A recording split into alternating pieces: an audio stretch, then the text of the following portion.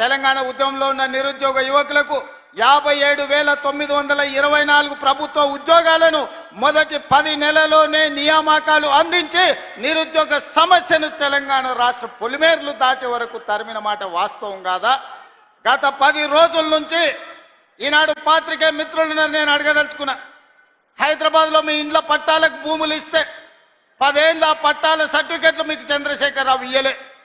నేను వచ్చిన తర్వాత మీ కుటుంబాలను పిలిచి రవీంద్ర భారతిలో భోజనం పెట్టి మీ జర్నలిస్టులకు ఇండ్ల పట్టాలు నేను ఇచ్చిన మాట వాస్తవం కాదా? 10 ఏళ్ళు చంద్రశేఖరరావు మీకు అన్యాయం చేస్తే మీకు ఇండ్ల పట్టాలు ఇచ్చింది ఈ ప్రభుత్వం కాదా అని నేను అడుగుతున్నా.